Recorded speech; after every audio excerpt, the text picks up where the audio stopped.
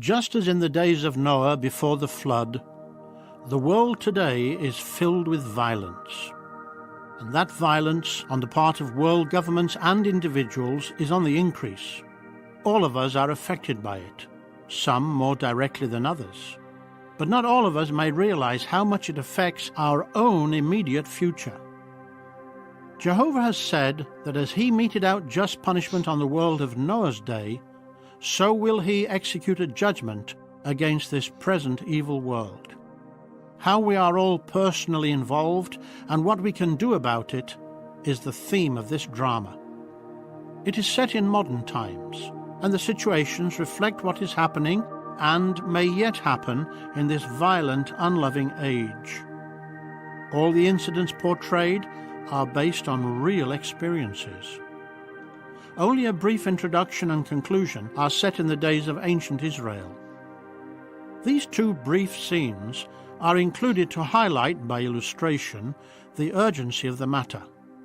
They are designed to portray a condition in ancient Israel that has a parallel in the world today, a condition that most people are totally unaware of. Yet that condition, which affects all mankind, carries with it a judgment of death. There is only one way to survive that judgment. Follow closely the drama theme, Marked for Survival.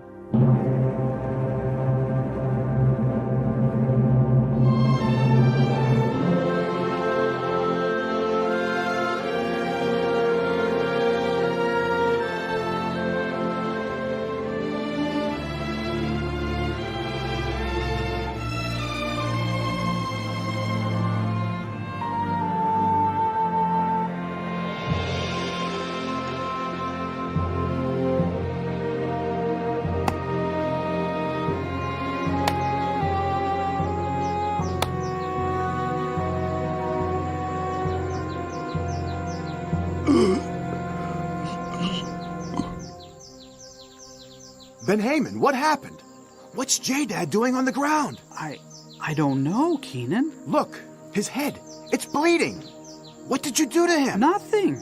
I was splitting this log and heard a moan and turned around, and there he was, lying on the ground. Is he hurt badly, Keenan? He's dead. Oh. Did you see what happened, Mahalath? Yes. I was working over in the next field, and I saw Jadad walk up behind Ben-Haman. Ben-Haman was leaning over to adjust the log he was splitting, but just then he straightened up and swung the axe back to take another stroke, and the axe hit Jadad right on the head.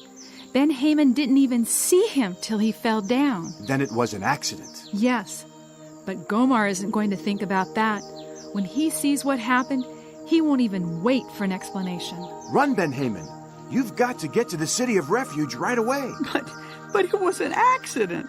I didn't mean to kill him. Of course not, but Gomar won't stop to ask questions. Please. You know how he loves his brother. Run! Oh, but so do I. He knows that. All he'll know is you killed his brother. Here, leave the axe. Run! You don't have a minute. It's your life. But it was an accident. Don't stop! And don't look back. Run! I'm afraid Gomar may be along any minute. We've got to try to hold him back a while if he does come. I just hope Ben-Haman didn't linger too long. He doesn't have much of a head start. He's coming. Here comes Gomar. Does he have his sword? He always carries it. Where's J-Dad? I'd like for him... What's this? Who? It's J-Dad. He's dead. Who killed him, Keenan?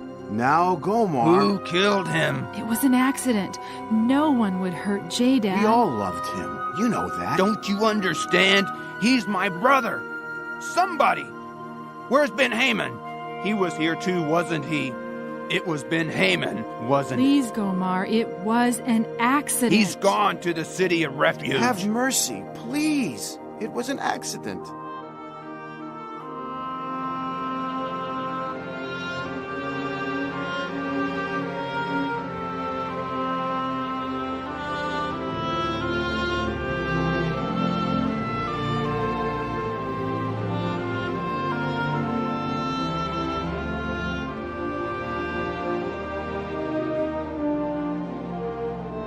a merciful provision in ancient Israel, the cities of refuge.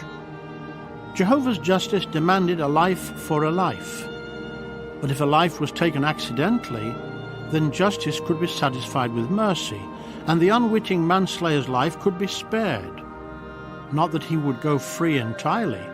A life had been taken, and life is sacred to Jehovah. But he could flee to a place of refuge, and after proving his lack of malice, he could and must remain in the city under the services of the high priest until the high priest died. This was a just and merciful retribution. But how and why is that significant today? It is because either directly or by community responsibility, all people have come into blood guilt in the eyes of Jehovah. Most people are totally unaware of this, but that does not change or alter their blood guilt. This means they are subject to death at the hands of Jehovah's avenger of blood, mankind's next of kin, the Lord Jesus Christ.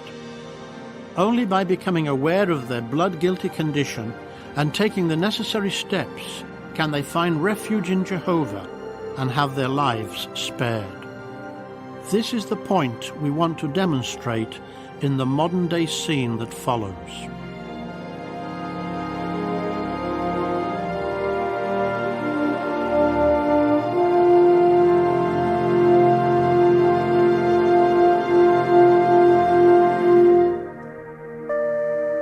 Jeff Martin is here, Mr. Horton. All right, Miss Jones. Send him in. Sit down, Jeff. What can I do for you? There's something I think I should report to you, Mr. Horton. A lot of valuable materials are being taken out of the plant without authorization. Stolen? Exactly. As you know, as supervisor of materials handling, I have some contact with inventory controls. I've checked carefully, and I'm convinced far more goods are coming in than I see orders for going out, yet our inventories are fairly constant. And last night, I was here a little late, and I saw several of the men loading up one of the panel trucks, and then they drove off. This morning, I checked carefully, and I can find no authorization for a truck going out after working hours. It sure doesn't look like petty pilfering. It isn't, Jeff. At least a dozen or so employees are involved. Then you know about it? Yes. I became suspicious about 2 months ago, so I hired a couple of undercover men, and we've investigated thoroughly every employee in the plant. We know now who the guilty ones are, and every one of them is being discharged tonight. I appreciate your coming in and talking to me about it, Jeff. You're one of Jehovah's Witnesses, aren't you?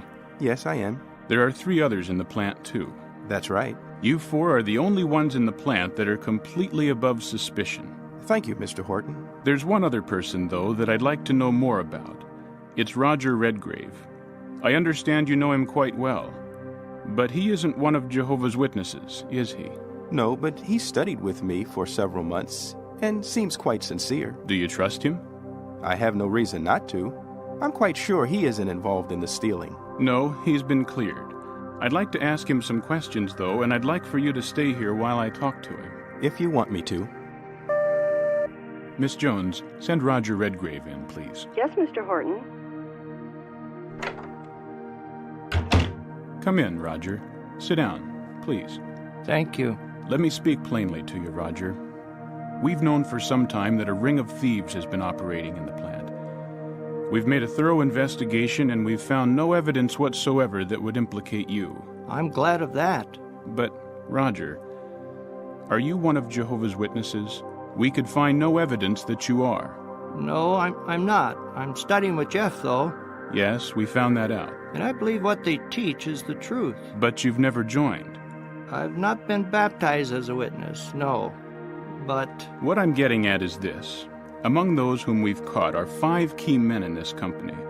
They have to be replaced, and I'm looking for men I can trust. I know I can depend on Jehovah's Witnesses. I would like to be as sure of you. What can I say? I was not involved in the stealing, and I wouldn't be. Jeff says he trusts you. I'm willing to take his word on it. Jeff, I'd like you to take over the job of plant supervisor, And Roger, I'd like you to take over Jeff's job of supervising materials handling. The other positions I'm offering to the other 3 who are Jehovah's Witnesses. We certainly appreciate your confidence, Mr. Horton. But before we can accept your offer, there are certain considerations that we must mention to you in all fairness. As Jehovah's Witnesses, there are certain responsibilities we have in our congregations that we feel must have our first priority. We have regular meetings to attend, weekend activity, conventions, and other similar duties. I know what you're saying, Jeff. I expected it. This is something else I've learned about you people. I can't say I understand it altogether, but I admire your dedication. It's another reason I want you men to work for me. And Jeff, I want you to see how many more of your people you can hire. I'm willing to make the concessions you request. It's worth it to me to get men I can trust. Will you take the job? As long as we understand each other, yes. And you, Roger? I'll go along with Jeff. Then it's agreed. I'd like to see all 5 of you in my office the first thing tomorrow morning, and we'll discuss our new organizational setup and go over your individual duties and responsibilities. Thank you, Mr. Horton. We'll be here. Well, I didn't expect anything like that. Neither did I. One thing I don't understand, though. Why did Douglas Horton question my honesty so when he admitted they had no evidence of my involvement in the stealing? I don't think he was questioning your honesty, as much as he just wanted to be sure. If you were one of Jehovah's Witnesses, then I'm sure he would have accepted you without hesitation. But as it is... Oh, come on, Jeff. Can I be an honest man without being one of Jehovah's Witnesses? Of course you can. But the point is, when someone is baptized as one of Jehovah's Witnesses, he obligates himself to be honest and dependable. That's because he's accountable to Jehovah God and must keep his laws. We know, of course, he can lose his standing with God if he violates this obligation. But one who lives up to God's name can be trusted. So the point is, if you had been baptized as one of Jehovah's Witnesses, I'm sure Horton would feel justified in trusting you and vouching for your integrity just as he did for us. I see. I didn't go along with those fellows that were stealing, but apparently Horton wasn't sure what I might do another time.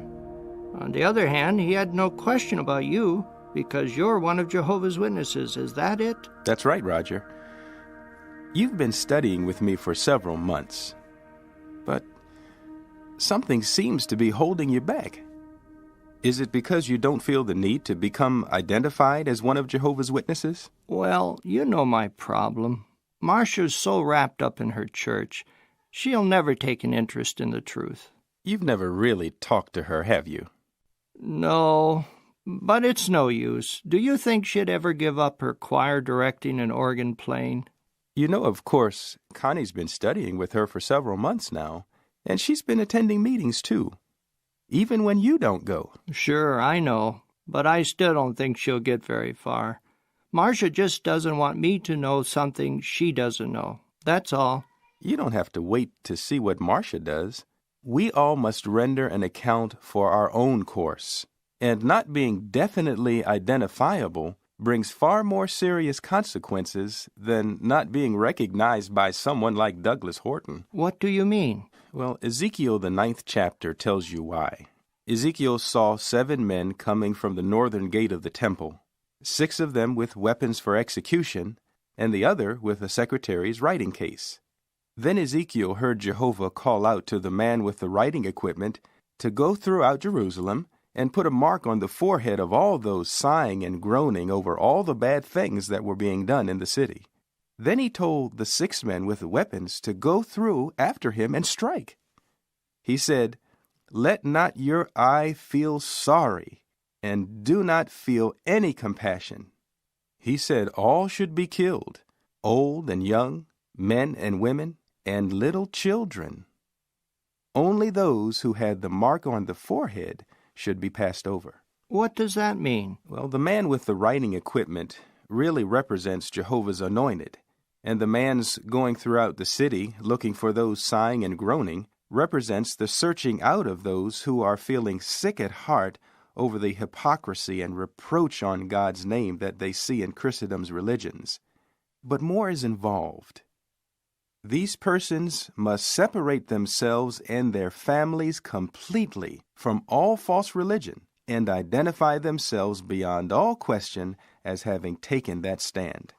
They must be no part of Christendom's religion, which is pictured by ancient apostate Jerusalem, and no part of the world that Satan has set in opposition to God. They must get baptized and put on the true Christian personality. Why did Jehovah say everyone in the city was liable for execution and would be destroyed if they didn't receive the mark? He said the whole city was filled with blood, which would make everyone guilty of bloodshed by community responsibility. And that's another reason why we must identify ourselves today as being no part of Christendom. Her blood guilt came to the full during the 2 world wars of this century. Indeed, mankind as a whole is blood guilty before Jehovah because of community responsibility for all the bloodshed worldwide. Of course, it has been unintentional on the part of most of us, so Jehovah has made loving provision for us to find refuge. Oh, I remember. The cities of refuge in ancient Israel. Yes, that's it. We have to avail ourselves of the services of the great high priest, Jesus, and that means dedication and baptism. It's only through Jesus that we may find refuge in Jehovah with the hope of everlasting life. I think I'm beginning to understand, Jeff. Maybe I've just been kidding myself. Unless we get that mark on the forehead and separate ourselves completely from false religion and this blood-stained world, we're still blood guilty before those executioners Ezekiel saw, in spite of all our sighing and groaning. If a man like Horton couldn't accept me without it, I'm sure those executioners won't stop to look twice. I guess I better talk to Marcia about all this and go with her to the meetings.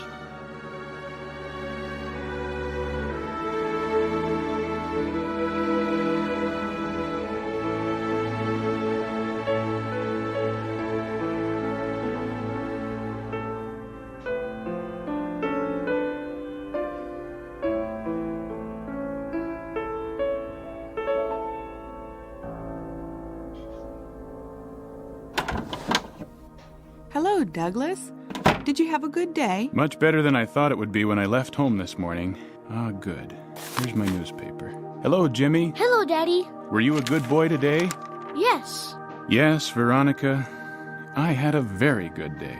That's good, because I have something I'd like to show you. What did you buy this time? Oh, it's nothing like that. This is something for Jimmy. What is it? Here, let me show you. Let's show the book to Daddy, Jimmy. But I'm looking at it. It's all right, dear. You'll get it back. We want Daddy to see it. All right, but I want it back. I'd like you to see this book of Bible stories I got for Jimmy. Did you get it from your church? No, they don't have anything like this there. I got it from an old girlfriend of mine, Marcia. You know, she's the one that plays the organ in her church and directs the choir. Let me see it. Oh, the Watchtower. They're Jehovah's Witnesses. Do you know them? Only that they're good people. I have some working in my plant. If this is their book, I'd say sure, let the boy have it. Here's your book, Jimmy. Thanks, Mom. I'm glad, Douglas. He hasn't let go of it since I brought it home and showed it to him. Another thing, Marcia talked to me about some of the things in the book, and I found them very interesting too. That's nice. Marcia's husband works with a man who takes him to the meetings once in a while, and Marcia said she knows this man's wife and she's very nice. She said they've had a number of discussions about the Bible and she's learned a lot. So I asked her if they could both come over here sometime and let me get in on it. Oh, you're not going to meetings with them, are you? No. I said Marcia and this woman are going to drop by here sometime for a little chat, that's all. Well, they're very good people, but they're a very dedicated people, too. Be careful you don't get too involved. Personally, I admire them in some ways, but I can't understand them. They're so completely wrapped up in their religion. Some people say they're fanatical. Of course, Jeff is not a fanatic. He's a very reasonable man. It's almost contradictory. It'll be all right, Douglas. We're only going to be talking about the Bible.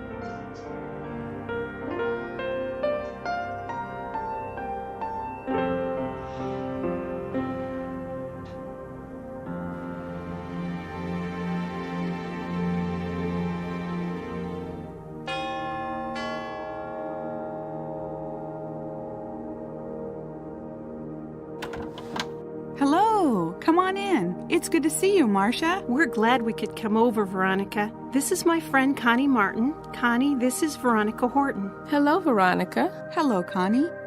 Your husband Jeff works with Douglas at the plant. Douglas speaks very highly of him. But Douglas isn't at all inclined toward religion. Oh, please, come in and sit down. Connie's been studying the Bible with me for several months now. She can answer all your questions. Marcia's told me a little, and one thing I've learned is that Jehovah is God's name. That meant a lot to me.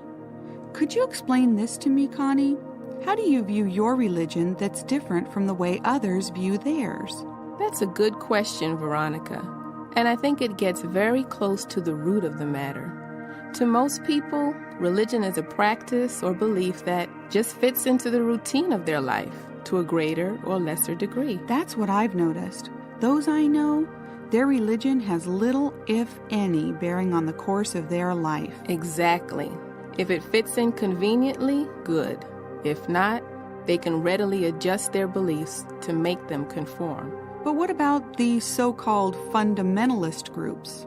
It's true, there are many people who are strongly affected by their religion, especially the charismatic movements. But in almost every instance, their religion is designed to make their life more comfortable, to help them fit into the world, and help them make their own little contribution to a better world. In every instance, they're definitely a part of the world. Yet note what Jesus said of his true disciples at John 17, verse 16. They are no part of the world, just as I am no part of the world. Besides, none of them satisfactorily answer, and most don't even attempt to answer, questions like, what is the purpose of life? How did we get here? Why has God permitted wickedness? Does he ever intend to do anything about it? Can you answer those questions? The Bible can, and that's another point of difference. Do you know many people who use or even read the Bible? Not too many. What of their religious teachers? For most, it's become a social gospel. If someone asks them a question, they get no scriptural reply. They rely on their own ideas. Jehovah's Witnesses view the Bible altogether differently. To us, the Bible is the expression of Jehovah God's purpose towards this earth and all mankind. It was inspired by him to reveal to us what he's done in the past and what he intends to do in the future, and how we can have a part in it, a part that means life and salvation. Can you tell Veronica briefly what Jehovah intends to do? Why don't you do that, Marcia? I really believe you can. All right, I'll try. God's purpose is to rid this earth of all wickedness, violence, sickness, and even death. It means this system we now see around us, with all its governments, false religious practices, and greedy commercial interests, will have to be put out of the way to make room for a completely different kind of rule, the kingdom of God with Christ Jesus as king. That's amazing! Is that possible? You pray for it. I do? You repeat the Lord's Prayer, don't you? Sure. Our Father who art in heaven, hallowed be thy name. What comes after that? Thy kingdom come, thy will be done on earth as it is in heaven. Did you ever stop to think what that says? Do you think conditions in heaven are like they are here on earth? Of course not. Then if earth is to be made like heaven, what's going to happen to the earth? It's going to have to be cleaned up. You know, as many times as I've prayed that, I never thought of it that way. I didn't either until Connie started studying with me. But does that mean all the governments and everything else have to go too? It does if God's kingdom is going to rule. Let's see what Jehovah said by his prophet Daniel at Daniel chapter 2, verse 44. And in the days of those kings, He means the governments of this world. The God of heaven will set up a kingdom that will never be brought to ruin, and the kingdom itself will not be passed on to any other people. It will crush and put an end to all these kingdoms, and it itself will stand to times indefinite. That's different, all right. When do you expect this to happen? In the near future, within our lifetime. It's no wonder you people are so involved with your religion. But if all this you're saying is true, what's going to happen to all of us? What about someone like Douglas? He's really a good man. He's honest, hardworking, takes good care of his family, but he just isn't interested in religion. What's going to happen to someone like him? There are many people like him, and if they're truly sighing and hope to survive, then they must be helped to understand what God's purpose is, as he foretold through his prophet Ezekiel. It's in Ezekiel chapter 9, verse 4. And Jehovah went on to say to him, "Pass through the midst of the city, through the midst of Jerusalem, and you must put a mark on the foreheads of the men that are sighing and groaning over all the detestable things that are being done in the midst of it." I guess a lot of people are doing that, all right. But what are they doing about it? Well, I guess most are just complaining and getting disturbed about it. Some, though, are protesting and trying to remedy the situation. But how does the Lord's Prayer say conditions will be made right? Oh, I see. By Jehovah's kingdom. And Jehovah's going to do that. So what you're saying is, not everyone sighing and groaning will be marked for survival. Well, not everyone who can see the badness of the world today, no. Only those who see the reproach being brought on God's name, and who also realize that God's kingdom is the only hope of the world. They separate themselves completely from false religion and this corrupt world because they realize God's name is involved. The prophecy continues in verse 9. So he said to me, "The error of the house of Israel and Judah is very, very great, and the land is filled with bloodshed, and the city is full of crookedness. For they have said, Jehovah has left the land, and Jehovah is not seeing. We can only hope that someday your husband and others like him will realize that and take steps to be marked also." I've just taken that first step myself, Connie. That's wonderful. I know you've been thinking about it. Yes, I see the need of separating myself from the world and coming out of false religion. And so I have resigned as choir director and organist. Well, Marcia, knowing you, I can understand your decision. I think you're courageous. Roger will be surprised. You haven't told him? No, I wanted to choose the right moment to tell him. And you're going to be one of Jehovah's Witnesses. Yes, that's what I hope to do. I only hope Roger will also.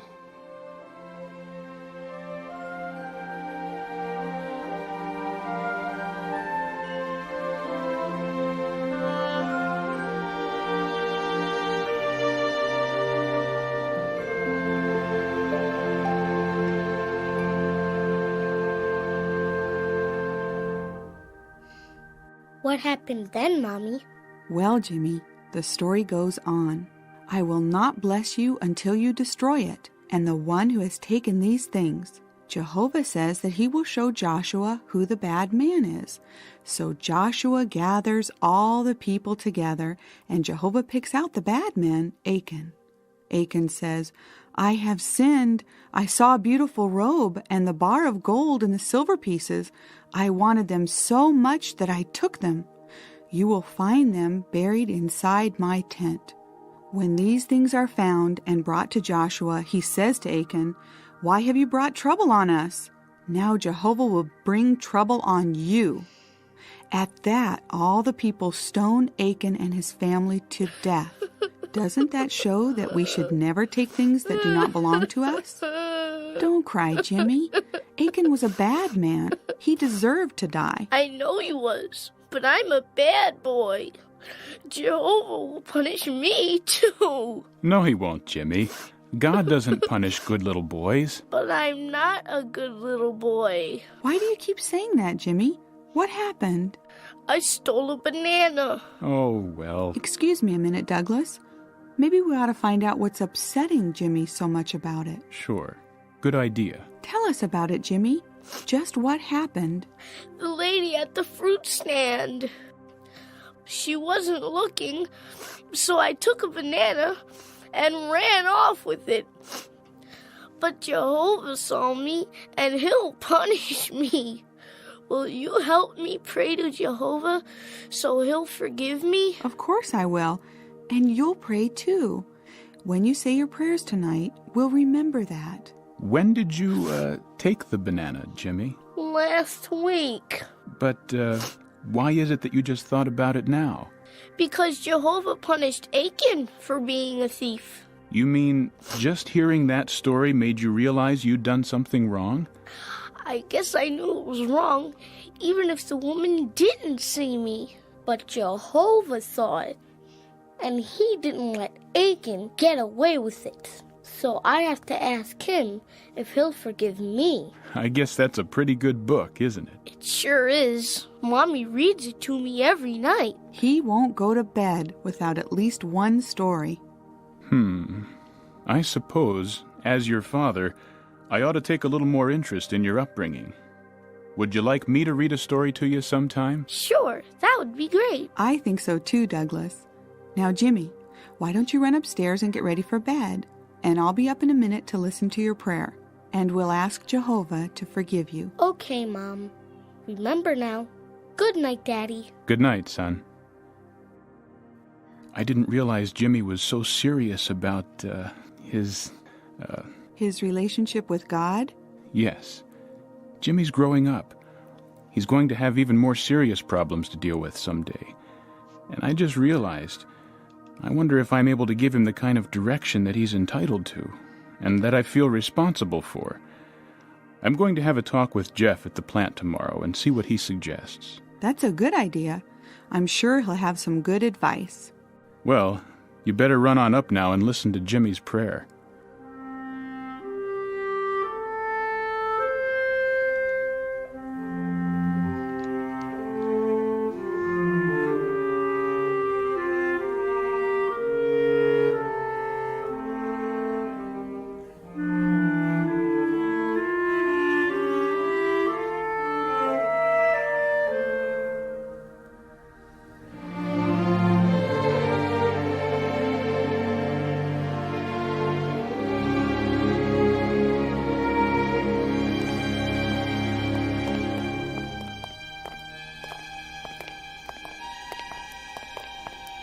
Where should we pour the kerosene?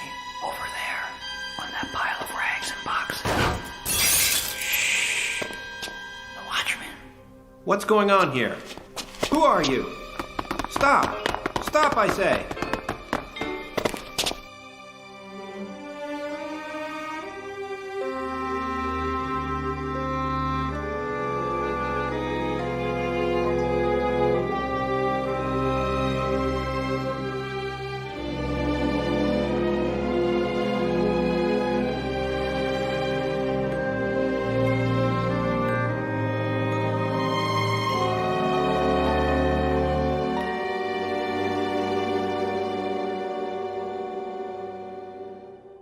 That's about all we have to report this morning, Mr. Horton. The intruders got away clean last night. They must have known the inside of the plant like the back of their hands. They knew how to get in, too, even though you had all the locks changed. It's good you rerouted your watchmen. That's what caught them off guard, and I'm sure saved your plant. But we have all the names of those you discharged, and we're continuing our investigation. If anything develops, I'll be in touch with you. Thanks very much, Captain. I appreciate all you're doing. Jeff, we could have lost the entire plant if those men hadn't been interrupted. That would have been a catastrophe. Of course, we're fully covered by insurance. But do you know how long it would take to rebuild this place and restock it with equipment and supplies? I know. In the meantime, what about all the employees? What would happen to them? They have families too. We hear in the news about disgruntled employees and terrorism and bombings and arsonists, but you never think of it happening in your own plant. It makes you feel a little helpless, like we don't control our own future as much as we thought we did. I took precautions, everything I could think of. I even doubled our security force. Although I didn't really expect anything would happen, but I didn't want to take any chances. If the watchman had been just a couple of minutes late on his rounds, it could have been disastrous. That close. You know, Jeff, I spent my whole life building up this business. I started with nothing, and everything worked in my favor. It's been very successful. Yes, it has. But I'm not kidding myself. If I had to rebuild and start over, in the time it would take with the competitive market we face today, I might never have caught up. That's what makes me uneasy. How do we protect ourselves? What more can I do to ensure security for my family? You've done some very serious thinking, Mr. Horton. Forget the mister. Call me Douglas. All right, Douglas. There are a surprising number of people who are beginning to feel the same way you do. Many of them have actually lost their life's work or their life savings. Others have come to realize it just by observing the trends. What do you suggest? What can I do in addition to what I've done? Frankly, I don't have, and I'm sure no one else has, the answer to those questions. There are too many factors involved over which we have absolutely no control for anyone to ensure the kind of security you're looking for. There may have been a time some years ago when a man could reasonably make a secure future for himself, barring unforeseen circumstances, but not anymore. The times we live in today are beyond human control. That sounds very pessimistic, Jeff, but I'm afraid I have nothing more to offer. Now, don't get me wrong. I'm not ready to quit, and I'm not afraid of the future. We would have survived somehow. It just opens up a new dimension to me, that's all. Something I never expected. It's a dimension we're all going to have to face sometime. And how we face it and what we do about it could very well change our way of life. I think I know what you mean, Jeff. And Yes, Miss Jones? There's a call on line 1 for you, Mr. Horton. It's very strange. A man's voice. He says it's a matter of life and death. I tried to cut him off, but he became quite insistent. All right. Put him on the intercom. Is that you, Horton? Speaking. You think you're gonna see your kid again?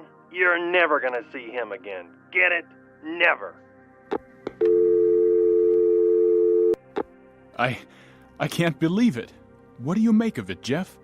I'd say call the police immediately. Remember the arsonists. You're right. Yes? Get me Captain Jenkins at the police precinct, and put him on through the intercom. I don't like the sound of this at all, Jeff. I never saw such a vindictive spirit. No, but it's a spirit that's being manifest more and more all the time. Captain Jenkins. Hello, Captain Jenkins. This is Horton. Hello, Mr. Horton. I just had a threatening phone call about my son. What was the message? A man's voice said I'd never see my son again. He repeated it. What do you make of it? It could be a crank call, but we can't chance it. Try to find out as quickly as you can where the boy is now, and call me right back. Right away. Miss Jones, get my home on the line right away. Yes, Mr. Horton. Hello? Douglas? Miss Jones said you wanted to talk to me. Yes, I do. First, though, could I talk to Jimmy for a minute? Ernestine just took him for a little walk around the block. Is everything all right? There's nothing wrong, is there? Nothing for you to worry about, dear. How long have they been gone? Not more than a half hour. They should be home any minute. When they get back, could you call me? I'd like to tell him something. Right away, dear. You're not going to give me a hint? No, just call me. Bye. Bye. Miss Jones, get me Captain Jenkins on the phone again. Yes, Mr. Horton. Well, Jeff, you heard. I'm worried. It doesn't look good. He's thoroughly exposed, if it isn't too late already. Captain Jenkins. Hello, Captain. Horton here. The boy was taken for a little walk around the block about a half hour ago. His mother? No, a maid. How well do you know her? Quite well. She comes in regularly to help around the house. She's very fond of Jimmy. I have no reason whatsoever to mistrust her. I'm dispatching a patrol car out to the neighborhood right away, quietly. Would you happen to have a picture of the boy in your office? Yes, a recent one. My secretary could give it to you. Good. The boys will be by to pick it up on the way. We'll do the best we can, Mr. Horton. Just a suggestion. Maybe you and your wife both better lay low for a while and keep your eyes open. Where do you park your car at the plant? It's locked up inside. Could you call someone there and inquire if a stranger may have come in for some reason? I'll hold the phone. Sure. Better still, I'll get him on the phone and tie him in on a conference line. Miss Jones, get Dickinson in the garage on the phone and tie him in on a line with Captain Jenkins. I don't know, Jeff. This is getting worse all the time. You're up against some vicious characters, Douglas. Hello, Mr. Horton. You wanted to talk to me? Yes. Did anyone from my car dealer or anyone else come in to look at the car today? Yes. As a matter of fact, he left about a half hour ago. He said he was from your dealer, and you wanted him to check out something covered by your warranty. It only took him about 15 or 20 minutes. Did you see what he was doing? No, it was something under the hood. I didn't bother him. Is it all right? Yes. It's a bit unusual for Tom Mooney to send a man out, but, one thing, though. Don't let anyone go near the car. And whatever you do, don't let anyone start it up. I know Tom wouldn't give me a bad deal, but I'm having a police inspector stop by to check up on the job. He'll identify himself officially. Thanks, Dickinson. Is the inside line clear, Miss Jones? Yes, it is, Mr. Horton.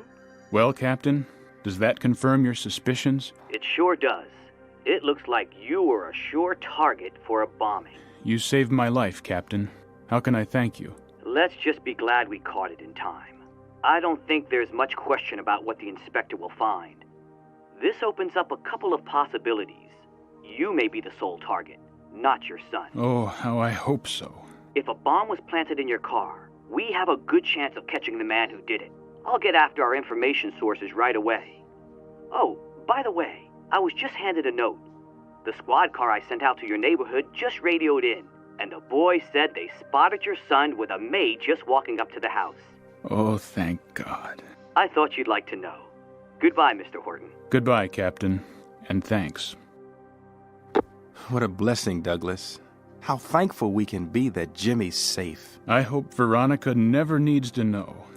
I've learned many things in the last hour or so.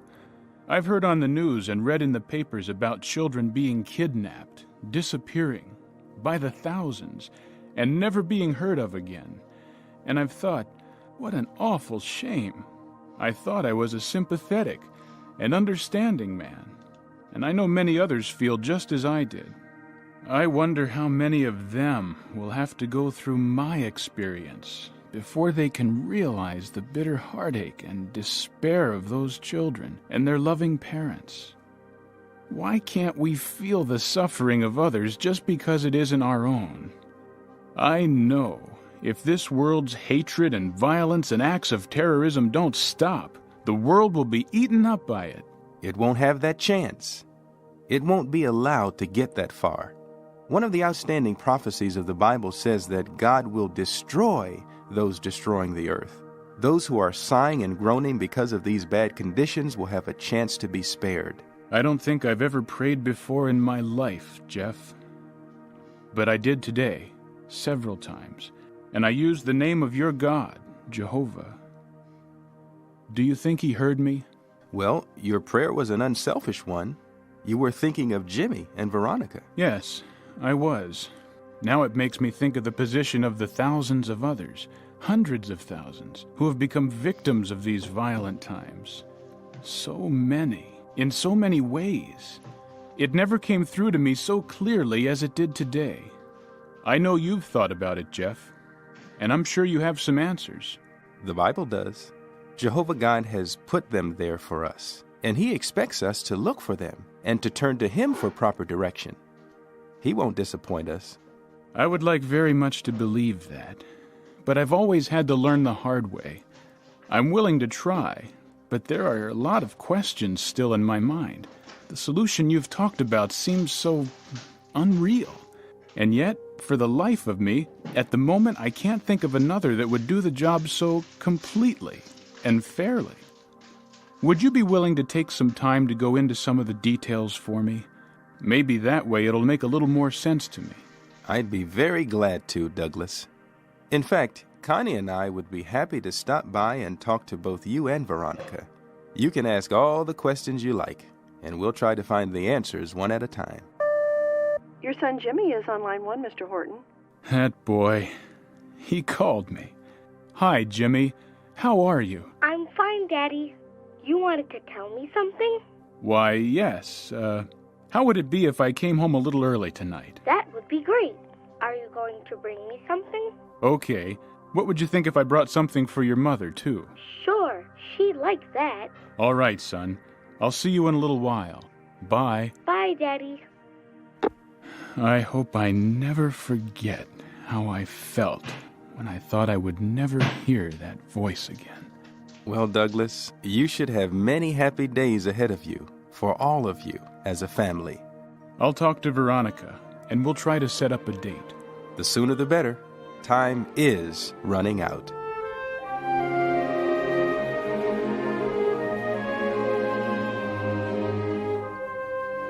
Time is indeed running out. How much worse do conditions have to get before others like Douglas Horton begin to realize it? Jehovah is speeding up the time now, opening wide a door of opportunity to those sighing and groaning to receive that vital mark on the forehead for survival. This is not a time for complacency. Neither should we be lulled into a false sense of security, thinking that simply because we may be out of harmony with violent world conditions, Jehovah will preserve us at Armageddon.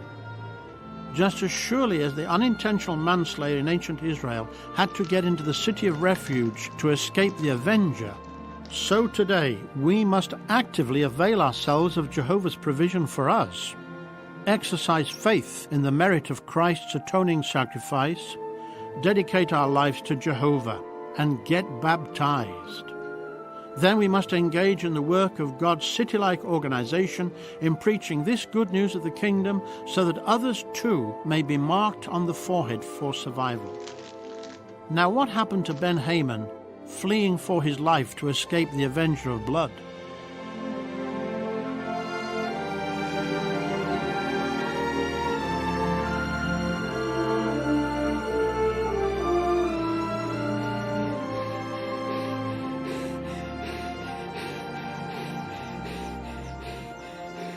Refuge!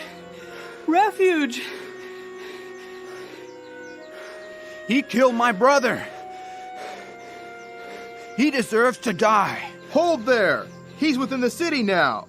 You can't pursue him in here. Guard!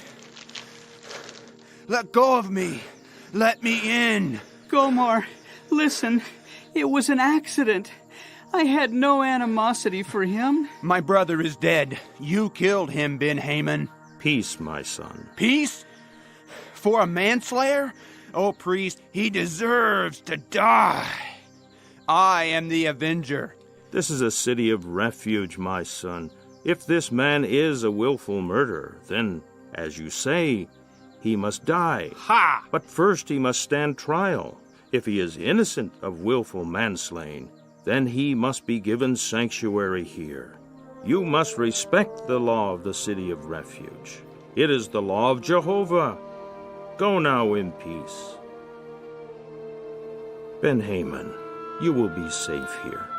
If you are able to prove your lack of malice, you may remain in the city until the death of the high priest. But if you venture out of the city and are overtaken by the avenger, your blood will be upon your own head. It is a just and merciful arrangement of Jehovah, and I can thank Jehovah that I was urged not to waste time, but to run for refuge.